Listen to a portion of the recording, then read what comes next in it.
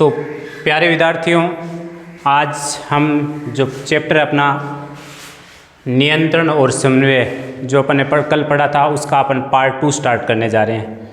कल आपको मैंने बता दिया था कि नियंत्रण समन्वय के बारे में तंत्रिका कोशिका का अपन ने चित्र पढ़ लिया। तंत्रिका कोशिका है उसका प्रकार पढ़ लिया था, तंत्रिका कोशिका के कार्य पढ़ लिए थे। ठीक है, उससे आगे का अपना टॉपिक है आज जो अपन नया स्टार्ट करने जा रहे हैं वो है ग्राही।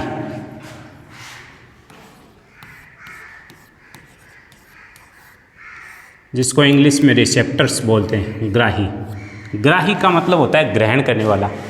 ग्राही का मतलब होता है ग्रहण करने वाला। अब जो हमारा शरीर है उसके अंदर ग्रहण करने वाले भागों में कौन कौन से आ सकते हैं। अपन कह सकते हैं कि अपन कोई चीज़ को देख रहे हैं तो अपना ग्रहण करने का भाग कौन सा आ गया, आँख। अपन सुन रहे हैं किसी चीज़ को तो अपना ग्रहण करने का भाग कौन सा आ गया, कान। अपन किसी चीज़ को अगर अपन ठंडेपन या गर्मपन को महसूस कर रहे हैं तो कौन सा भाग आ गया, अपना त्वचा। इसी प्रकार से आप कोई चीज़ को सुगंध सूंघ रहे हैं तो अपना कौन सा भाग आ गया, नाक। तो अपन ने पढ़ लिया था ग्राही में कौन कौन से ग्राही होते हैं उनको लिख लेते हैं। जैसे अपना आँख, नाक, कान जिसको अपन कर्ण भी बोलते हैं, इसके अलावा अपनी जीभ, त्वचा,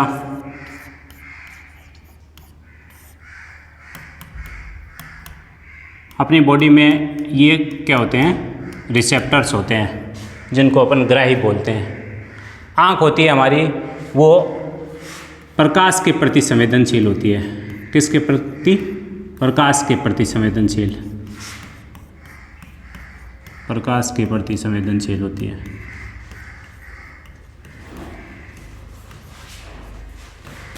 इसी प्रकार से नाक है, नाक द्वारा नाक को अपन घ्राण ग्राही बोलते हैं। घ्राण ग्राही, घ्राण या गंध के प्रति संवेदनशील होता है। कान होता है हमारा ध्वनि व संतुलन, हमारे शरीर का संतुलन बनाने में भी ये काम करते हैं, तो इनके प्रति संवेदनशील होते हैं। जीभ होती है वो स्वाद के प्रति संवेदनशील होती है। स्वाद के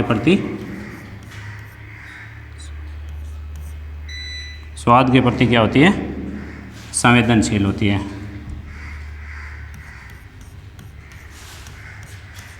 स्वाद के प्रति संवेदनशील होती है। इसी प्रकार से त्वचा है तो ये हमारे ऊष्मा के प्रति संवेदनशील होती है। तो हमारे सिलेबस में ये आपकी बुक के अकॉर्डिंग ये अपने रिसेप्टर्स है, आँख, नाक, कान या कर्ण, जीभ और त्वचा। ये हमारे क्या होते हैं, ग्राही होते हैं। ठीक है, इसकी डिटेल है अपन वो अभी आपको PDF के माध्यम से दिखा देता हूँ मैं। अब मैंने आपको जो बताया था कि ग्राही है उसको अपन नोट्स के माध्यम से मैं आपको बता देता हूँ। जैसे ग्राही या रिसेप्टर्स बोलते हैं इसको, कि कोशिकाओं, एक कोशिका या कोशिकाओं का समूह है। कोशिका के समूह को अपन उत्तक बोलते हैं। कोशिका का समूह क्या होता है, उत्तक होता है। तो ये कोशिका का समूह है जिसको अपन उत्तक कहते हैं। क्या कहते हैं, उत्तक कहते हैं। तो एक कोशिका भी हो सकती है या कोशिका का समूह भी हो सकता है जो विशेष प्रकार के उद्दीपन के प्रति संवेदनशील होता है। जैसे आँख है अपना, तो प्रकाश के प्रति संवेदनशील हो गया, तो एक विशेष प्रकार का उद्दीपन हो गया वो। जैसे नाक है अपना, तो वो गंध के प्रति क्या हो गया, संवेदनशील हो गया, तो वो भी एक प्रकार का विशेष प्रकार के उद्दीपन के लिए संवेदनशील होते हैं, उसको अपन ग्राही कहते हैं। ठीक है, जैसे अपन देखें तो प्रकाश ग्राही में कौन सा आ जाएगा, प्रकाश के प्रति संवेदनशील कौन है, आँख है। कौन हो गए, आँख। इसी प्रकार हमारी जो त्वचा है वो किसके प्रति, ऊष्मा और ताप के प्रति संवेदनशील हो गई, तो ये ऊष्माग्राही हो गई। ध्वनि और संतुलन के प्रति हमारे जो कान होते हैं वो संवेदनशील होते हैं, तो ये ध्वनिग्राही हो गए। इसी प्रकार से गंध के प्रति संवेदनशील होते हैं हमारे नाक, तो ये कैसा हो गया, घ्राणग्राही हो गया। स्वाद के लिए संवेदनशील होती है हमारी जीभ, तो ये कैसी होगी, स्वादग्राही। तो परीक्षा में आपसे 1 नंबर का यहाँ प्रश्न पूछ सकता है आपसे, आपको दे दिया कि आँख किस प्रकार का ग्राही है, तो आपको बताना है आँख प्रकाशग्राही है, या प्रकाशग्राही के रूप में हमारे शरीर में संवेदनशील कौन होता है, तो आँख हो सकता है। या आपने से पूछ सकता है कि स्वाद के रूप में हमारे शरीर में कौन संवेदनशील होता है, तो आपको बताना है जीभ। तो इस प्रकार का अपना 1 नंबर का क्वेश्चन यहाँ पे बन सकता है, ठीक है। तो आपको ध्यान देना है इस बात पे। अब अपन चलते हैं नए टॉपिक पे, जो अपना है प्रतिवर्ती क्रिया। प्रतिवर्ती क्रिया, इसको बोलते हैं हम रिफ्लेक्स एक्शन। प्रतिवर्ती क्रिया इसको बोलते हैं रिफ्लेक्स एक्शन। रिफ्लेक्स एक्शन, प्रतिवर्ती क्रिया क्या होती है? देखो, अपन कई बार देखते हैं कि हमारे शरीर में अचानक अपना हाथ है किसी गर्म वस्तु को छूता है और अपन अचानक तीव्र रूप से जल्दी से हटा लेते हैं। अपने शरीर का जो पैर है अपना कांटे पे जैसे टिकता है, अपन तुरंत उसको झटके के साथ उठा लेते हैं, तो वो क्या हुआ, प्रतिवर्ती क्रिया है। यानी प्रतिवर्ती क्रिया है वो हमारे शरीर के अंदर तीव्र और अचानक कोई बाह्य उद्दीपन है, उस बाह्य उद्दीपन के प्रति, किसके प्रति, बाह्य उद्दीपन के प्रति, बाह्य जो उद्दीपन है उसके प्रति होने वाली तीव्र और अचानक क्रिया है। तीव्र व अचानक, तीव्र का मतलब तेजी से होने वाली। तो अपन क्या परिभाषा दे सकते हैं प्रतिवर्ती क्रिया की, या क्या परिभाषा दे सकते हैं कि किसी बाह्य उद्दीपन के प्रति, किसके प्रति, बाह्य उद्दीपन के प्रति। अपन किसी गर्म वस्तु को हाथ छू रहे हैं तो वो बाह्य उद्दीपन हो गया। अपन कांटे से अपना पैर कांटे के ऊपर टिक रहा है तो वो बाह्य उद्दीपन हो गया। तो बाह्य उद्दीपन के प्रति तीव्र और अचानक होने वाली क्रिया, तीव्र और अचानक होने वाली क्रिया को ही अपन क्या कहेंगे, क्या कहेंगे, प्रतिवर्ती क्रिया कहेंगे। तो प्रतिवर्ती क्रिया की डेफिनेशन सिंपल सी आपको परिभाषा समझ में आ गई होगी कि बाह्य उद्दीपन के प्रति तीव्र और अचानक होने वाली क्रिया को क्या कहते हैं, प्रतिवर्ती क्रिया या रिफ्लेक्स एक्शन कहते हैं अपन। अब अगली बात आती है कि प्रतिवर्ती क्रिया किस प्रकार की क्रिया है। तो प्रतिवर्ती क्रिया एक अनैच्छिक क्रिया है। अनैच्छिक क्रिया किस टाइप की क्रिया है, अनैच्छिक क्रिया है। अनैच्छिक क्रिया से आप क्या समझते हो? अनैच्छिक क्रिया का मतलब होता है जो आप, अनैच्छिक क्रिया का मतलब जो आपकी इच्छा पर निर्भर नहीं हो। ऐसा नहीं कि आप सोचो कि मैं ये काम कर लूँ, इच्छा पर निर्भर नहीं हो, वही अनैच्छिक क्रिया होती है। जैसे अपने शरीर के अंदर अपना हृदय धड़क रहा है तो अपने उसको रोक थोड़ी सकते हैं। आप ऐसे थोड़ी कहोगे 2 मिनट रुक जा तू, ऐसे थोड़ी बोल सकते हो। इसका मतलब ये अनैच्छिक क्रिया है, वो अपनी इच्छा पर निर्भर नहीं होती है। प्रतिवर्ती क्रिया है वो किस प्रकार की क्रिया है, अनैच्छिक क्रिया है। तो आपको ये बात ध्यान रखनी है, ठीक है। परिभाषा आ गई, बाह्य उद्दीपन के प्रति तीव्र और अचानक होने वाली क्रिया प्रतिवर्ती क्रिया हो गई। किस प्रकार की क्रिया है, अनैच्छिक क्रिया है, ठीक है।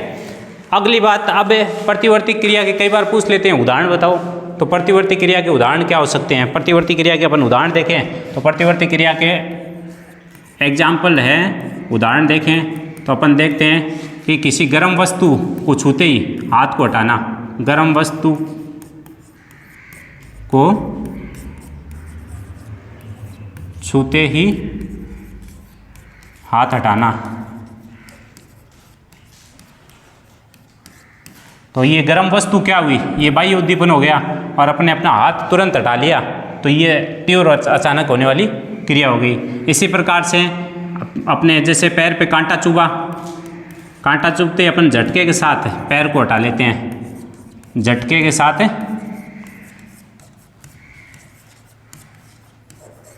पैर हटाना, तो ये भी किस प्रकार की हो गई? प्रतिवर्ती क्रिया। ठीक है, आप खांस रहे हो यानी खांसना या छींकना, ये भी किस प्रकार की क्रिया होगी? प्रतिवर्ती क्रिया। ठीक है, इसी प्रकार से मान लो तेज प्रकाश में अपन गए और तेज प्रकाश में जाते ही और अपनी आंखों की जो पुतली है, तेज प्रकाश में आंखों की जो पुतली है वो क्या हो जाती है? सिकुड़ जाती है। तेज प्रकाश में जो अपने आंखों की पुतली है वो क्या हो जाती है? सिकुड़ जाती है। तो तेज प्रकाश में जाते आंखों की पुतली का सिकुड़ना, आंखों की पुतली का सिकुड़ना, ये भी किस प्रकार की क्रिया है? प्रतिवर्ती क्रिया है। यानी समझ गए, बाह्य उद्दीपन के प्रति तीव्र अचानक होने वाली क्रिया को अपने क्या कहते हैं? प्रतिवर्ती क्रिया। किस प्रकार की क्रिया है? ये अनैच्छिक क्रिया हो गई और बाद में इसके अपने एग्जाम्पल पढ़ लिए। अब अगली एक इम्पॉर्टेंट बात है कि अनैच्छिक जो क्रिया है, जिसको अपन नोट लगा के याद कर सकते हैं कि अनैच्छिक क्रिया है, इस पर कंट्रोल कौन करता है? नियंत्रण कौन करता है? तो अनैच्छिक क्रियाओं पर नियंत्रण करता है मेरुरज्जु। अनैच्छिक क्रियाओं पर नियंत्रण कौन करेगा? मेरुरज्जु। अनैच्छिक क्रियाओं पर नियंत्रण करता है मेरुरज्जु। ठीक है ना, इस बात को अपन पीडीएफ में अपने मेरे सारे नोट्स लिखे हुए हैं, जो मैंने आपको बता रहा हूँ वो पीडीएफ में लिखे हुए हैं। तो अनैच्छिक क्रियाओं पर नियंत्रण कौन करता है? मेरुरज्जु करता है। और इसकी सूचना बाद में किसको दे दी जाती है? मस्तिष्क को। इसकी सूचना बाद में मस्तिष्क को दे दी जाती है, क्योंकि मस्तिष्क काम कर रहा होता है उस दौरान, मान लो दूसरा, तो उस पर दबाव नहीं हो, इसलिए इसकी सूचना किसको दे दी जाती है? बाद में मेरुरज्जु को दे दी जाती है। ठीक है, तो अपन इसको पीडीएफ के माध्यम से अभी पढ़ते हैं। आगे देखो, अब देखो प्रतिवर्ती जो क्रिया पढ़ी थी उसको मैं पीडीएफ के माध्यम से आपको बता देता हूँ।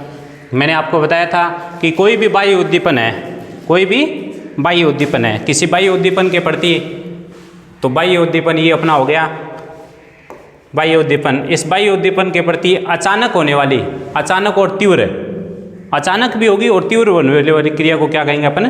प्रतिवर्ती क्रिया कहेंगे। क्या कहेंगे? प्रतिवर्ती क्रिया कहेंगे। ठीक है, उसके बाद में प्रतिवर्ती क्रिया के उदाहरण, जैसे कांटा चुभते ही पैर को झटके से ऊपर खींचना। जैसे अपने पैर में कांटा चुभता है और अपन पैर को झटके के साथ ऊपर खींचते हैं, तो वो क्या हो गई आपकी? प्रतिवर्ती क्रिया का। आपसे पेपर में पूछ सकता है प्रतिवर्ती क्रिया के 2 उदाहरण लिखिए या प्रतिवर्ती क्रिया के उदाहरण दीजिए, तो आपको ये बताने हैं। गर्म वस्तु छू जाने पर हाथ को खींचना, ये भी हो गया। तीव्र प्रकाश में आँख की पुतली का सिकुड़ना। आँख की पुतली है अपनी, वो प्रकाश ग्राही होती है। अपने आँख की पुतली में प्रकाश की मात्रा है जितनी निश्चित होती है उतनी जानी होती है। अपन आगे चैप्टर उसमें पढ़ेंगे। अगर ज़्यादा प्रकाश में अपने चले गए अब तो आँख की पुतली सिकुड़ जाएगी, तो मात्रा तो उतनी जानी है। अगर हम कम लाइट में बैठे हैं, ठीक है, तो आँख की पुतली फैल जाती है, अपने फैल जाएगी, प्रकाश तो उतना ही पहुँचना उसमें। तो ये भी किस प्रकार की क्रिया हो गई? प्रतिवर्ती क्रिया। छींकना है, खांसना है, पलक झपकना है, सारे ये किसके एग्जाम्पल पढ़े अपने? प्रतिवर्ती क्रिया के। बाद में मैंने आपको एक विशेष नोट के साथ भी बताया था कि प्रतिवर्ती क्रियाओं पर नियंत्रण मस्तिष्क द्वारा न होकर, ये परीक्षा के लिए इम्पोर्टेंट क्वेश्चन है कि इस पे नियंत्रण कौन करता है प्रतिवर्ती क्रिया पे? तो प्रतिवर्ती क्रियाओं पर नियंत्रण है मस्तिष्क द्वारा न होकर किसके द्वारा होता है? मेरुरज्जु द्वारा होता है। ये बात आपको ध्यान रखनी है, ये आपको अंडरलाइन करके और बढ़िया से याद करके रखनी है आपको कि इस पे नियंत्रण कौन करेगा? मेरुरज्जु करेगा, मस्तिष्क द्वारा इस पे नियंत्रण नहीं होगा। और बाद में मस्तिष्क को इसकी सूचना भेज दी जाती है, बाद में इसको मस्तिष्क की सूचना अलग से अपन भेज देते हैं। फिर मैंने आपको ये बताया था कि प्रतिवर्ती क्रिया किस प्रकार की क्रिया है? अनैच्छिक क्रिया है। कैसी क्रिया है? अनैच्छिक क्रिया है, यानी आपकी इच्छा पे डिपेंड नहीं करती। तो यहाँ तक अपने पढ़ा था। ठीक है, अब अपन अगला टॉपिक लेते हैं। अब अगला टॉपिक अपना है वो है प्रतिवर्ती चाप। प्रतिवर्ती क्रिया के बाद में आता है प्रतिवर्ती चाप। प्रतिवर्ती चाप जिसको अपन बोलते हैं रिफ्लेक्शन आर्क। रिफ्लेक्स आर्क, प्रतिवर्ती चाप। देखो, प्रतिवर्ती क्रिया के दौरान ही प्रतिवर्ती चाप बनता है। प्रतिवर्ती जब क्रिया होती है उस दौरान ही प्रतिवर्ती क्या बनता है, चाप बनता है। और प्रतिवर्ती चाप बनने के लिए अपन पहले एक प्रतिवर्ती चाप का एक नामांकित चित्र पढ़ेंगे, क्योंकि उस चित्र के द्वारा आपको ज़्यादा ईजी समझ में आएगा और वो चित्र किस टाइप से आपको बनाना है वो बनाना सीखते हैं अपन। ठीक है, तो आप मेरे को देखिए चित्र को और उसके बाद में आप बनाना उसको चित्र को। प्रतिवर्ती चाप के लिए अपन ये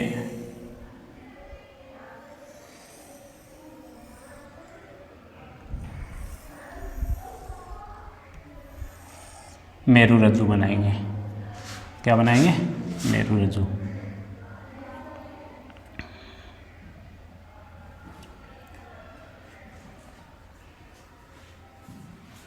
ये आपका मेरु रज्जु बन गया।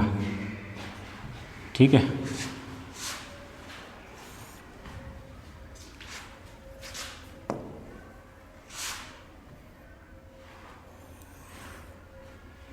किस टाइप से मैं बना रहा हूँ आप इसको घर पे थोड़ा सा अभ्यास करना। आप घर पे अभ्यास करोगे तो ये आराम से आपसे बन जाएगा। इसी प्रकार से यहाँ अपन लेंगे, यहाँ पे इसको थोड़ा सा वाइड करना है।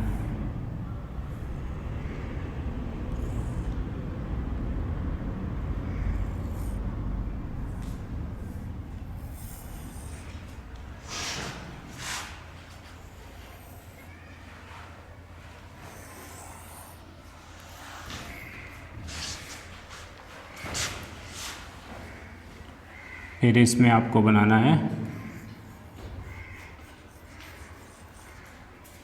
मेरु रज्जु के अंदर का भाग है।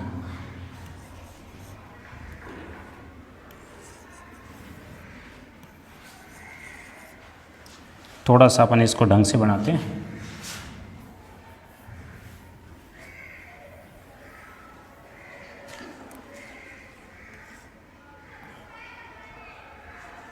इसको आपको इस टाइप से बनाना है।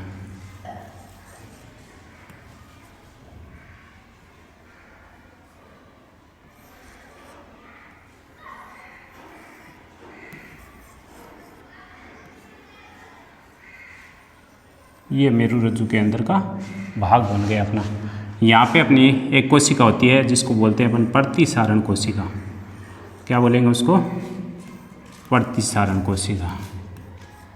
ये आपको प्रतिसारण कोशिका बनानी है। ठीक है, यहाँ पे मैं हाथ बनाता हूँ।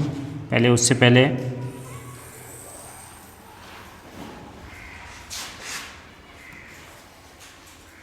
ये मैंने संवेदी तंत्रिका कोशिका बना दी और ये मैंने बना दी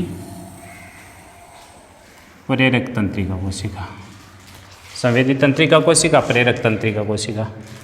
और ये अपने शरीर का हाथ वाला पार्ट हो गया।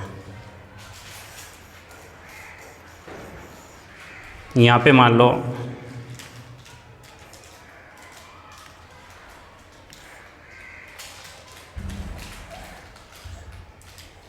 उष्माग्राही कोई अंग है,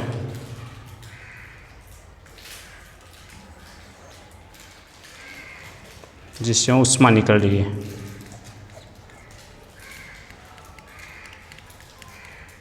ये कार्यकारी भुजा हो गई, अपनी मांसपेशियों की कार्यकारी भुजा। अब इसको नाम दे देते हैं अपन। ये तो हो गई संवेदी तंत्रिका कोशिका, संवेदी तंत्रिका कोशिका।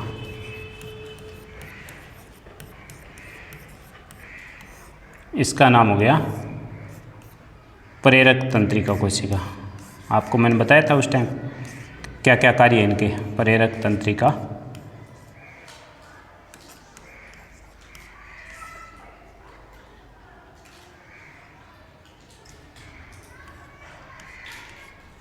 कोशिका। ठीक है, ये कार्यकारी भुजा हो गई, कार्यकारी अंग बोल सकते हैं। ये यहाँ पे उष्मा या संवेदनाओं को ग्रहण करती है। ठीक है, उसके बाद में ये अपनी कोशिका हो गई प्रतिसारण कोशिका। कौन सी कोशिका हो गई? प्रतिसारण कोशिका।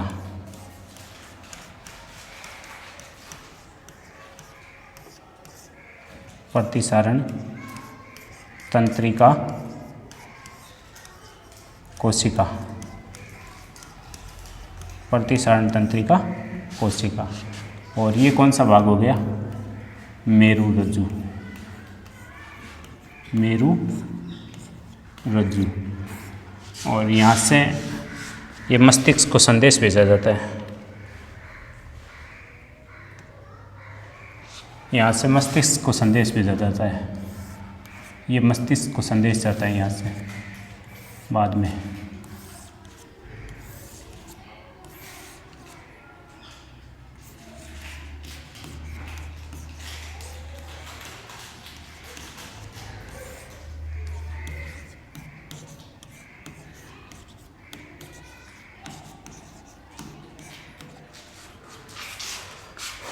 बाद में क्या जाता है? ये मस्तिष्क को संदेश जाता है अपना।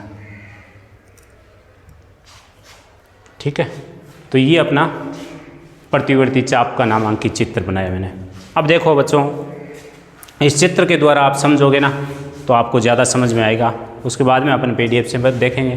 तो देखो, सबसे पहले कोई भी प्रतिवर्ती क्रिया होती है तो प्रतिवर्ती क्रिया में से जो संवेदी अंग होता है, संवेदी अंग है वो संवेदनाओं को ग्रहण कर रहा है। जैसे यहाँ ऊष्मा है, ये पात्र है जिसमें से भाप निकल रही है और अपने हाथ के टच हुई, तो इसका मतलब अपना संवेदी अंग अपना हाथ हो गया। संवेदी अंग है ना, उसने संवेदनाओं को या उद्दीपन को ग्रहण किया। और आपको मैंने पहले ही बताया था कि संवेदी अंग या उद्दीपन होती है या संवेदनाएं होते हैं, उनको ले जाने का, मस्तिष्क या मेरुरज्जु तक ले जाने का काम कौन करता है? तो अपना करता है संवेदी तंत्रिका कोशिका। तो यहाँ से जैसे ही संवेदी अंग ने संवेदना ग्रहण की, संवेदी अंग बोल दो, ग्राही अंग बोल दो, एक ही बात है, संवेदी अंग या ग्राही अंग, संवेदी अंग या ग्राही अंग ने जैसे संवेदना ग्रहण की तो ये संवेदी अंग की इसकी सूचना को संवेदी तंत्रिका कोशिका यहाँ से ले जाएगी और ये संवेदी अंग, संवेदी तंत्रिका कोशिका इस संवेदना को कहाँ ले जाएगी? इस मेरुरज्जु तक लाएगी। मेरुरज्जु तक लाते ही और मेरुरज्जु कहेगा कि हाँ वास्तव में इसके आग लग रही है क्या, तो इस पर प्रोसेसिंग करेगा, क्रिया करके और वो इस प्रतिसारण कोशिका के माध्यम से प्रतिसारण कोशिका को प्रेरित करेगा कि आप कौन सी प्रेरक तंत्रिका कोशिका को संदेश दो। तो ये प्रतिसारण कोशिका इस प्रेरक तंत्रिका कोशिका को संदेश देती है और प्रेरक तंत्रिका कोशिका यहाँ से उस संदेश को लाके और जो हमारा कार्यकारी अंग है, कार्यकारी भुजा है, उसको कहेगी कि अपना हाथ हटा, नहीं तो हाथ जल जाएगा।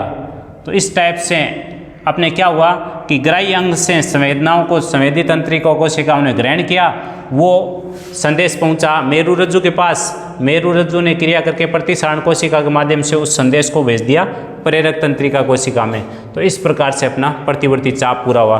अब अपन इसकी परिभाषा कैसे दे सकते हैं? प्रतिवर्ती चाप किसे कहते हैं? अगर आपके पेपर में आ गया प्रतिवर्ती चाप तो अपन इसको क्या लिखेंगे कि संवेदी अंग द्वारा संवेदनाओं को संवेदी तंत्रिका कोशिकाओं के माध्यम से मेरुरज्जु तक भेजा जाता है। मेरुरज्जु इस पर क्रिया करेगा, प्रोसेसिंग करेगा और प्रतिसारण कोशिका के माध्यम से प्रेरक तंत्रिका कोशिका में भेजता है, प्रेरक तंत्रिका कोशिका से कार्यकारी अंग में भेजता है। इस प्रकार से देखो एक चाप का निर्माण हुआ है, ये एक चाप बना है, इस चाप के कारण इसका नाम बना है प्रतिवर्ती चाप। तो समझ में आया होगा आपको प्रतिवर्ती चाप। तो ये आपका चित्र है, इस चित्र का आप स्क्रीनशॉट लेके और इसको घर पे आप 2-3 बार अभ्यास करोगे, इतने में आपका तैयार हो जाएगा प्यारे बच्चों। ठीक है, अब अपन PDF के माध्यम से इसको देखते हैं। तो प्यारे विद्यार्थियों, अपन ने देखा कि ये जो आपको मैंने प्रतिवर्ती चाप का जो नामांकित चित्र बनाया था, जो अपने PDF में उपलब्ध है और आप इसको देख भी सकते हो। ये प्रतिवर्ती चाप का नामांकित चित्र है जिसमें अपन ने देखा कि ये यहाँ पे देखो ग्राही अंग है, इस ग्राही अंग में हाथ द्वारा ग्राही अंग है, संवेदनाओं को ये कार्यकारी भुजा हो गई, यहाँ से संवेदनाओं को ये संवेदी तंत्रिका कोशिका है ले जा रही है और ले जाके मेरुरज्जु में छोड़ रही है। मेरुरज्जु इस पर क्रिया करके प्रतिसारण कोशिका से संदेश दे रहा है किसको? प्रेरक तंत्रिका को। प्रेरक तंत्रिका इस संदेश को पहुँचा रही है कार्यकारी भुजा तक। तो इस प्रकार से ये चाप का निर्माण हुआ था जो अपन ने चित्र के माध्यम से देख लिया। अब देखो इसकी अपन थोड़ी सी रीडिंग लगा कर मैं और समझा देता हूँ। प्रतिवर्ती चाप कि प्रतिवर्ती क्रियाओं में संवेदी अंग, मैंने बताया था आपको, संवेदी अंग कह दो चाहे ग्राही अंग कह दो, प्रतिवर्ती क्रियाओं में संवेदी अंग या ग्राही अंग, संवेदी अंग या ग्राही अंग सबसे पहले उद्दीपन को क्या करते हैं, ग्रहण करते हैं। उद्दीपन को ग्रहण करके और उद्दीपन को ग्रहण करके ले जाने का काम मैंने कल ही बता दिया कि संवेदनाओं को शरीर से और मेरुरज्जु या मस्तिष्क से ले जाने वाली कोशिका कौन सी है, संवेदी तंत्रिका कोशिका। तो उद्दीपन को ग्रहण करके और संवेदी तंत्रिका कोशिका द्वारा कहाँ ले जाया जाता है, मस्तिष्क तक। बाद में मेरुरज्जु तक ले जाया जाता है। मेरुरज्जु उन उद्दीपन पर जो उद्दीपन ले जाए जाते हैं उन पे क्या करेगा, क्रिया करेगा, उन पे प्रोसेसिंग करेगा और प्रतिसारण तंत्रिका कोशिका के द्वारा, जो प्रतिसारण तंत्रिका कोशिका है उसके द्वारा प्रेरक तंत्रिका कोशिका को संदेश भेजा जाता है प्रतिसारण तंत्रिका कोशिका से, और वो कहेगा कि प्रेरक तंत्रिका को आप संदेश भेजो, और प्रेरक तंत्रिका कोशिका इस संदेश को है वो कार्यकारी जो अंग है या भुजा है या अपनी मांसपेशियां हैं उस तक भेजते हैं, और अंग क्या करता है, अनुक्रिया करता है, यानी अपना हाथ हटता है। ये क्रिया ऐसे नहीं कि वो धीरे धीरे जाएगा, कहेगा सूचना, फिर धीरे धीरे संदेश आएगा, फिर अपन हाथ हटाएंगे, ऐसे नहीं होगी। वो बहुत ही तीव्र गति से होती है। जैसे अपन देखते हैं अगर अपना हाथ अपने आग से टच होती है, अपन कितनी जल्दी हटा देते हैं, उतनी जल्दी अपने वो क्रिया होती है। तो अब इसकी परिभाषा अगर पेपर में आ जाए सीधी प्रतिवर्ती चाप की, तो अपन ऐसे भी कह सकते हैं, पूरी डिटेल आ जाए तो पूरा समझाना है आपको कि संवेदी अंगों से संवेदनाओं को संवेदी तंत्रिका कोशिका द्वारा कहाँ पहुँचाया जाता है, मेरुरज्जु तक आने, और मेरुरज्जु से प्रेरणा के रूप में प्रेरक तंत्रिका कोशिका द्वारा सूचना या मांसपेशियों को संदेश को पहुँचाने वाले मार्ग को क्या कहेंगे अपन, प्रतिवर्ती चाप कहेंगे। ठीक है। और प्रतिवर्ती चाप से जो क्रिया हो रही है उसको क्या बोलेंगे अपन, प्रतिवर्ती क्रिया। यानी प्रतिवर्ती क्रिया है एक प्रकार से प्रतिवर्ती चाप के द्वारा ही होती है। यह प्रतिवर्ती क्रिया से ही प्रतिवर्ती चाप का निर्माण होता है। ठीक है। इस प्रतिवर्ती चाप को मैंने रेखांकित चित्र के द्वारा भी बताया है। अपन इसका नामांकित चित्र भी पूछ सकते हैं, ये परीक्षा में नहीं पूछती, तो अपने समझने की दृष्टि से है कि सबसे पहले जैसे अपना हाथ उष्मा से उद्दीपन या संवेदी अंग द्वारा अपन ने उद्दीपन को ग्रहण किया था, वो उद्दीपन ग्राही अपने हाथ ने ग्रहण किया हाथ की त्वचा द्वारा।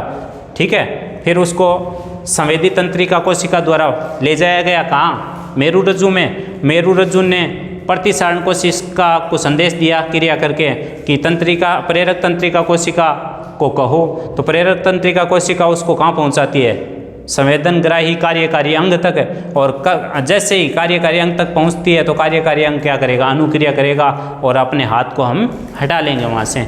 तो इस प्रकार से ये आपका प्रतिवर्ती जो चाप है उसमें आपका प्रश्न बन गया। देखो आपके पहला प्रश्न तो बन गया था तंत्रिका, अपने कोशिका, उसका चित्र, उसका क्रियाविधि, उसके प्रकार और उसके कार्य। दूसरा आपका प्रश्न बन गया था रिसेप्टर्स। रिसेप्टर्स क्या होते हैं और कौन कौन से अपने रिसेप्टर होते हैं, उसमें 1 नंबर का प्रश्न। और अगला प्रश्न अपने बन गया प्रतिवर्ती क्रिया किसे कहते हैं, उसके उदाहरण।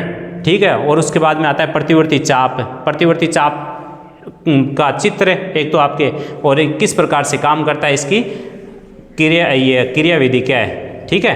तो ये आपके हो गया। अब यहीं से प्रतिवर्ती क्रिया के 2 लाभ हो रहे हैं, प्रतिवर्ती क्रिया के लाभ हैं वो और देख लो आप कि लाभ भी पूछ सकता है अपने। 2 छोटे से लाभ है जो अपन पढ़ चुके हैं पहले कि प्रतिवर्ती चाप जितना छोटा होगा प्रतिवर्ती क्रिया ही उतनी शीघ्र होगी, जिससे प्राणियों को संवेदनाओं के घातक प्रभाव से बचाया जा सकता है। पहला प्रतिवर्ती क्रिया है उसका क्या लाभ है कि प्रतिवर्ती चाप जितना छोटा होगा, एक तो प्रतिवर्ती चाप लंबा है तो उसमें क्या होगा, ज़्यादा समय लगेगा पहुंचने के, संदेश पहुंचने के लिए मेरुरज्जु तक। तो आदमी को या व्यक्ति जो भी है उसको क्या नुकसान हो सकता है, उसको घातक प्रभाव हो सकता है। तो प्रतिवर्ती चाप जितना छोटा होगा तो प्रतिवर्ती क्रिया उतनी क्या होगी, जल्दी होगी, उतना ही संदेश मेरुरज्जु तक जल्दी पहुंचेगा और वापस संदेश है वो संवेदना प्रेरक तंत्रिकाओं के द्वारा वापस आएगा, तो अपन उस आदमी को घातक प्रभाव से बचा सकते हैं। दूसरा क्या है, बाह्य और आंतरिक उद्दीपनों के फलस्वरूप होने वाली ये प्रतिवर्ती क्रियाएं मेरुरज्जु द्वारा नियंत्रित होती है। मैं पहले आपको बता चुका कि प्रतिवर्ती क्रियाएं हैं वो किसके द्वारा नियंत्रित होती है, मेरुरज्जु द्वारा। तो आप ये लाइन नहीं याद रहे तो आप सीधा भी कह सकते हो कि प्रतिवर्ती क्रियाएं किसके द्वारा नियंत्रित होती है, मेरुरज्जु द्वारा नियंत्रित होती है। इससे मस्तिष्क के कार्य का दबाव कम हो जाता है, इससे मस्तिष्क के कार्य का क्या हो जाता है, दबाव कम हो जाता है, और क्रिया होने के बाद में मस्तिष्क को सूचना दे दी जाती है। जैसे ये क्रिया हो गई कि हाँ अपना हाथ आग के लगा था, अब हटा लिया गया, इसकी सूचना बाद में अपने किसको दे देते हैं, मस्तिष्क को दे देते हैं। ठीक है, तो ये आपके प्रतिवर्ती क्रिया के क्या हो गए, लाभ। तो अपना टॉपिक हो गया प्रतिवर्ती क्रिया किसे कहते हैं, उसके उदाहरण, देन अपना प्रतिवर्ती चाप का चित्र, उसके वर्णन, उसका उस काम करने का तरीका और प्रतिवर्ती क्रिया के लाभ। ठीक है, आगे देखो। अब अपना नेक्स्ट टॉपिक है वो है मानव मस्तिष्क। मानव मस्तिष्क।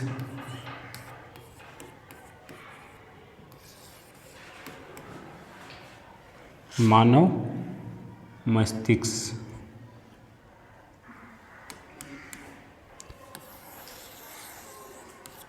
मानव जो मस्तिष्क है उस पे अपना अगला टॉपिक स्टार्ट होगा। ठीक है, तो मानव मस्तिष्क है, मैंने अपन पाठ ही अपना चल रहा है कंट्रोल एंड कोऑर्डिनेशन, यानी नियंत्रण और समन्वय। तो सर्वाधिक अपने शरीर में समन्वय का केंद्र ही कौन होता है, मस्तिष्क होता है। ठीक है ना, तो ये अपना टॉपिक है। तो इसमें अपने बुक के हिसाब से देखें तो एक तो आपके डायग्राम है जो आपके परीक्षा के दृष्टि से इम्पोर्टेंट है, और फिर उसका वर्णन है। तो सबसे पहले अपन मानव मस्तिष्क का चित्र बनाना सीखते हैं। मानव मस्तिष्क है उसका चित्र आपको आना चाहिए। ज़्यादातर बच्चों को ये कॉम्प्लिकेटेड लगता है, देखो थोड़ा सा इजी ढंग से अपन इसका चित्र बनाते हैं। तो चित्र बनाने के लिए सबसे पहले आपको इसका क्यू बना लेना है, इसे क्वेश्चन मार्क चिन्ह, ये लो, ये क्वेश्चन मार्क चिन्ह बना लेना है। अब इस क्वेश्चन मार्क चिन्ह पे अपने को विभिन्न प्रकार की झीलियाँ बनानी होती है। इस पर अलग अलग प्रकार की झीलियाँ बनती है, क्योंकि मानव का जो मस्तिष्क है विभिन्न प्रकार की झीलियों का आवरण होता है। अपन इस टाइप से इस पे मानव के मस्तिष्क में झीलियाँ बनी होती है, 3 प्रकार की झीलियों का बना होता है ये। तो इसकी अपन क्या बना लेंगे, झीलियाँ बना लेंगे। बना लोगे आप आराम से। सबसे पहले अपन ने क्या बना लिया, एक क्वेश्चन मार्क बना लिया। इजी वे में सिखा रहा हूँ मैं आपको घर पे ऐसे अभ्यास करना है। ठीक है, अब अपन देखते हैं इस भाग को थोड़ा सा अपन यूँ कर लेते हैं। अब बीच में क्या बना देते हैं, बीच में ये लो अपन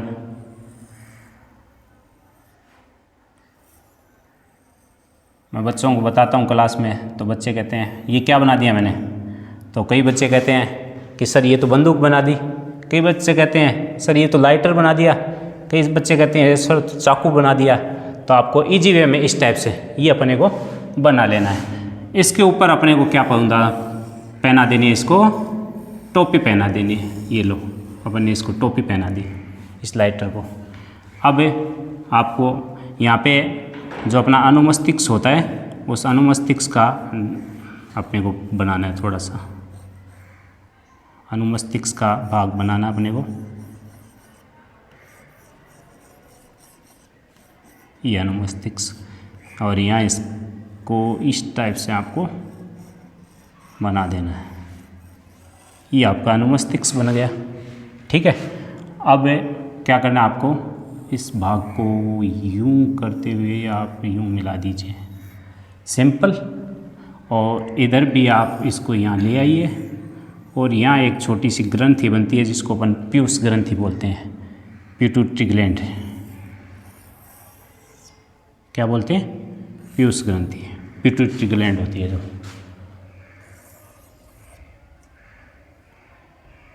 पीयूष ग्रंथि कौन सी ग्रंथि होती है, पीयूष ग्रंथि। अब आगे के जो पोर्शन है, आगे के जो भाग है इसके, वो आगे के भाग अपन आपको क्या करने हैं, अब आपको अपने हिसाब से यहाँ पे आप इस टाइप से बना सकते हो इसको। ये लो अंदर का भाग है, इसका पोर्शन है, आराम से आप बना सकते हो इस टाइप से। ये लो, इसको मैं थोड़ा सा कलर चेंज कर देता हूँ इसका, इरेज करके इसको थोड़ा सा, और इसके कलर को अंदर वाला जो कलर है इसको मैं थोड़ा सा चेंज कर देता हूँ ताकि अपना डायग्राम थोड़ा सुंदर दिखे, है ना प्यारे बच्चों।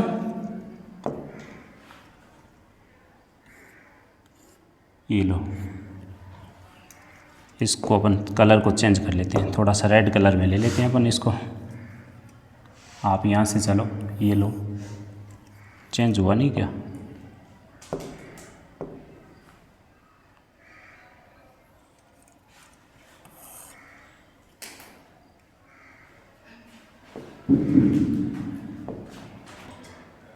अब देखो अपन इसको थोड़ा सा अलग कलर से बना लेते हैं।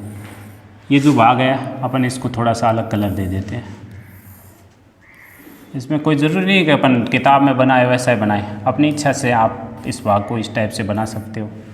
ये लो, पूरा कर दो इसको, इस पोर्शन को अपने को कंप्लीट करना है बस। ये लो,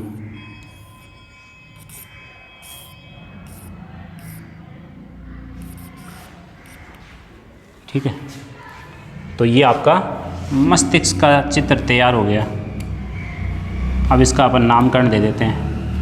नामकरण में देखें तो सबसे ऊपर वाला जो ये अपना भाग है, इस भाग को अपन बोलते हैं प्रमस्तिष्क। क्या बोलते हैं? प्रमस्तिष्क।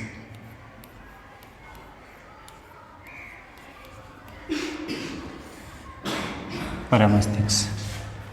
मस्तिष्क का जो ये आगे वाला भाग है, इस भाग को अपन बोलते हैं अगर मस्तिष्क। क्या बोलते हैं? अगर मस्तिष्क।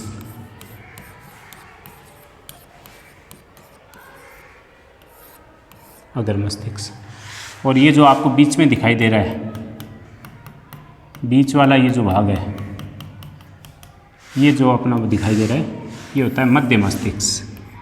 कौन सा भाग होता है? मध्य मस्तिष्क। मध्य मस्तिष्क, ठीक है। और ये जो भाग है, ये पूरा आता है पश्च मस्तिष्क में। पश्च मस्तिष्क। पश्च मस्तिष्क में अपने 3 भाग आते हैं, जिसमें एक तो ये आ जाता है अनुमस्तिष्क। क्या आता है? अनुमस्तिष्क।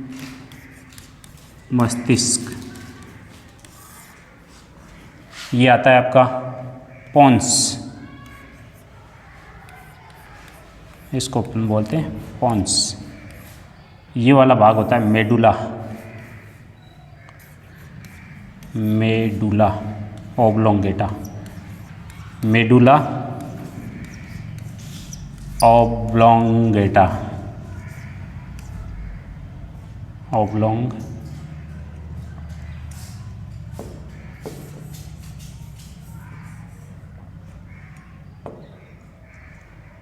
मेडुला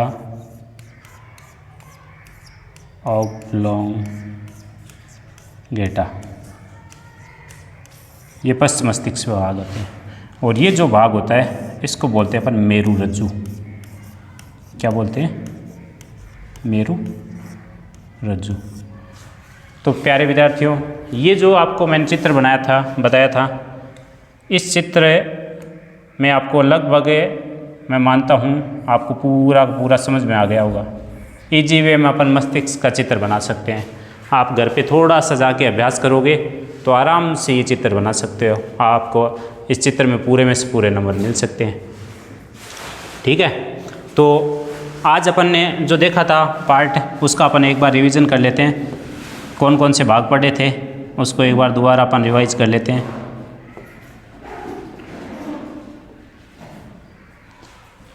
अपन ने स्टार्ट किया था ग्राही से, रिसेप्टर से, कि अपने आँख, नाक, कान, जीभ, त्वचा, ये क्या होते हैं? ग्राही होते हैं। आँख होती है प्रकाश के प्रति संवेदनशील होता है, नाक होता है गंध या घ्राण के प्रति संवेदनशील होता है, कान या कर्ण होते हैं ध्वनि के प्रति और संतुलन के प्रति संवेदनशील होते हैं, जीभ है स्वाद के प्रति संवेदनशील होती है, और त्वचा होती है हमारी ऊष्मा के प्रति संवेदनशील होती है।